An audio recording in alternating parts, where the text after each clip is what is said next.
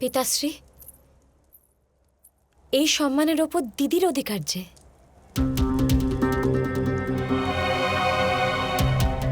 যদি দৃষ্টদ্যুম্নের ওপর আপনার বিশ্বাস থাকে, তাহলে দিদির ওপর কেন নয়?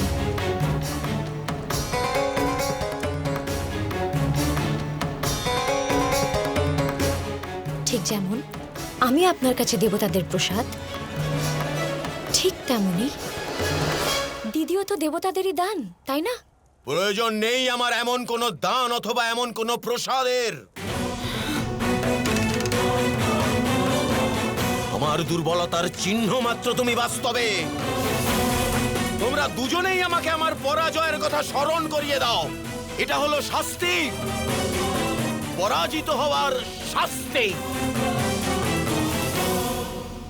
কিন্তু সেই যুদ্ধে আপনারও তো পরাজয়ই হয়েছিল না পিতাশ্রী?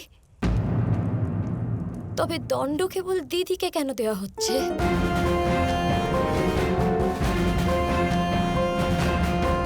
যদি জীবিত থাকতে চাও তবে চলে যাও এখান থেকে। এই কামপিল্লতে তোমার জন্য কোনো স্থান নেই দ্রৌপদী। যাও!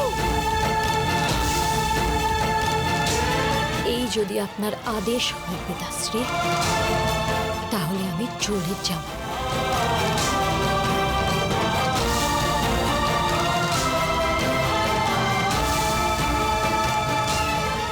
আমার ভগিনীকে বহিষ্কৃত করবেন না পিতাশ্রী। থামান ওকে। দাঁড়াও দ্রৌপদী।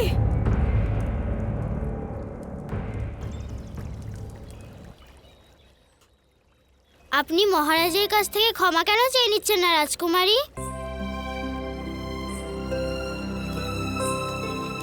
আমার দ্বারা পিতাশ্রীর অপমান হয়েছে, অবশ্যই ক্ষমা চাইব।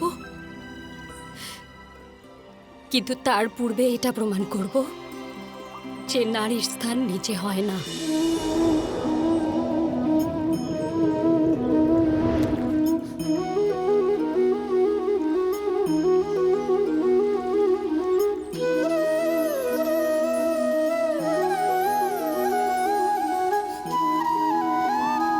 কে আপনি?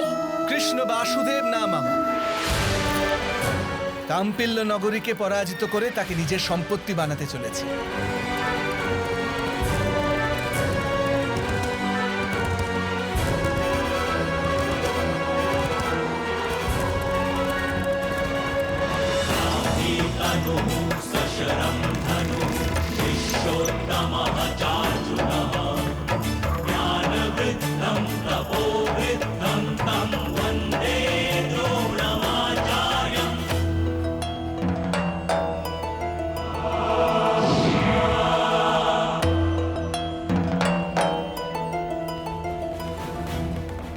দ্রুপদ, আমার হৃদয়ের অপার স্নেহ নিয়ে তোমার পুত্রকে আশীর্বাদ করতে এসেছি। আমি আশীর্বাদ করি যেন ওর সমস্ত মনস্কামনা পূর্ণ হয়। দৃষ্টদ্যুম্ন, তোমার শত্রু তোমার সম্মুখে দাঁড়িয়ে আছে। কার জন্য অপেক্ষা করছো? ওঠাও অস্ত্র। আমি অস্ত্র ধারণ করব না দ্রুপদ।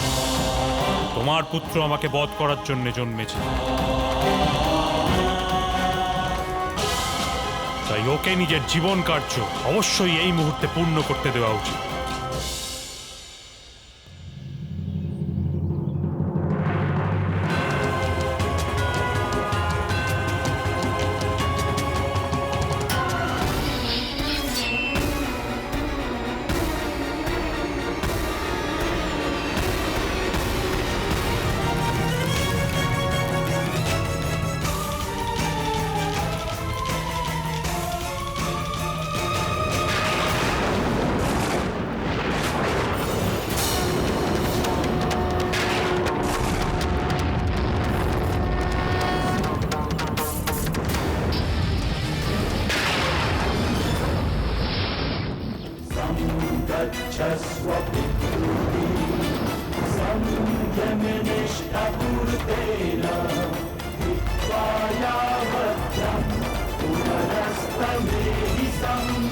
গুরু দ্রোণ আপনার কাছে মৈত্রীর অভিপ্রায় এসেছেন।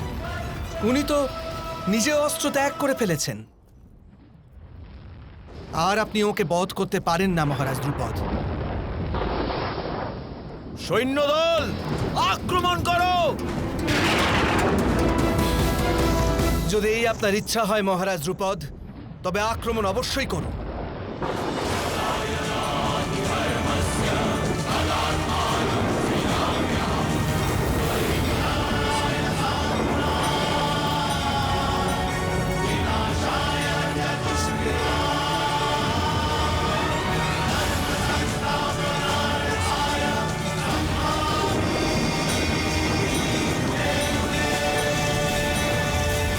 আক্রমণ!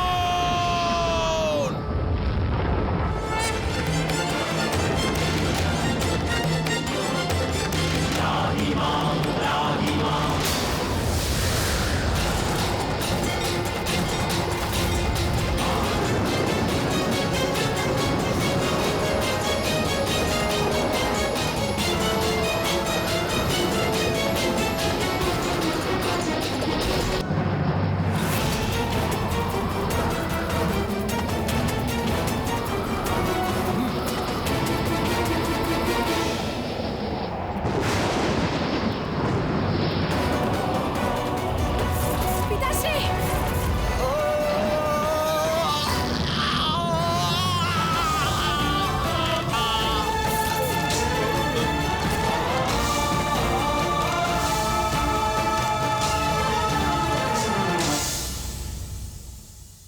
তুমি আমার পিতাকে বধ করতে পারবে না। তার আগে তোমায় আমায় বধ করতে হবে।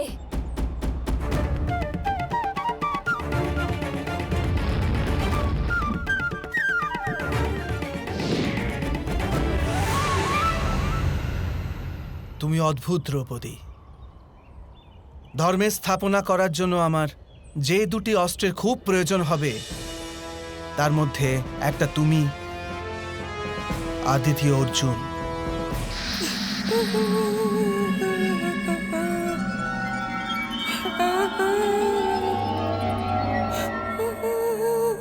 কি হয়েছে অর্জুন?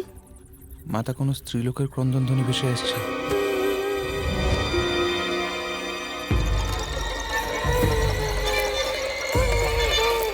অর্জুন, অর্জুন!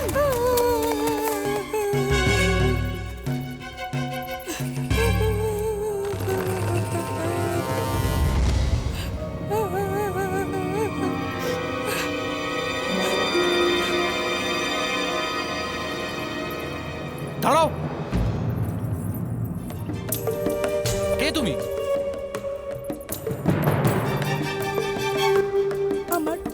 আমার সমস্ত পরিবারকে এই রাক্ষসরা খেয়ে ফেলেছে।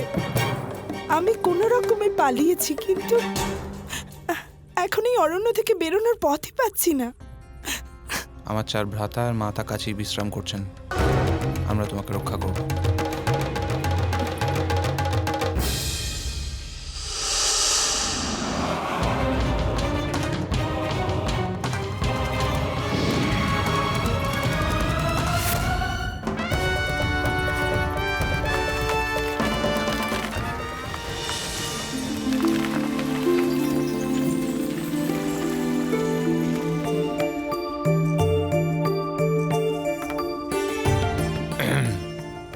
ভ্রাতা ভীম,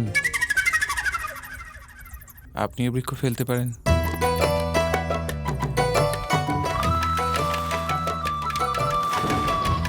মাতা, এই কন্যা একা একা বসে কাঁদছিল। এর মাতা পিতাকে রাক্ষসেরা বধ করেছে, ভীষণ ভয় পেয়েছে। তাই একে আপনার স্মরণে নিয়ে এলাম।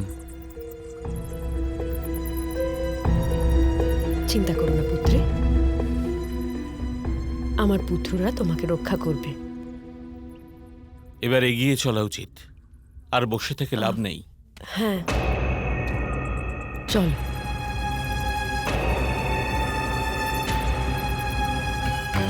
আমরা কোন দিকে চলেছি জ্যেষ্ঠ? এখানে তো আকাশও দেখা যাচ্ছে না। এই ঋতুতে সর্বদা হাওয়ার প্রবাহ পূর্ব থেকে পশ্চিম দিকে হয় নকুল। অতএব আমরা পশ্চিম দিকে চলেছি। এটা পশ্চিমে যে, এদিক থেকে মাংসের ঘ্রাণ আসছে। রাক্ষসদের ভোজনের ঘ্রাণ, আর এর মধ্যে কিছু ঘ্রাণ বৃক্ষ থেকে পড়া ফলেরও বটে। তুমি আঘ্রাণে বলে দিতে পারো আমরা ভোজনের ফল কোথায় পাবো? অবশ্যই, সম্মুখে কিছু ফলের বৃক্ষ আছে, ফলের ঘ্রাণ ওখান থেকেই আসছে। অদ্ভুত। ভীম, হ্যাঁ, পুত্র গিয়ে ফল নিয়ে এসো। যথা আজ্ঞা মাতা।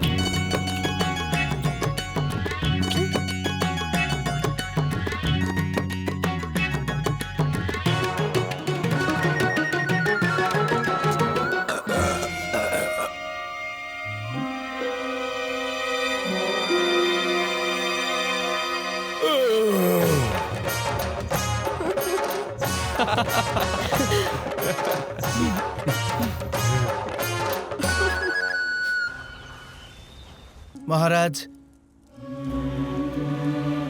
ভয় হলো হৃদয়ের কারাবাস, আর অহংকার সেই কারাবাসে লাগানো তালা। অহংকারে পরিবেষ্টিত ব্যক্তির হৃদয়ে প্রেম স্নেহ প্রবেশই করতে পারে না। আপনার জন্য আপনার মিত্র আপনার শত্রু হয়ে উঠল, আর আপনার সন্তানরা আপনার জন্য অস্ত্রের চেয়ে বেশি আর কিছুই হতে পারল না।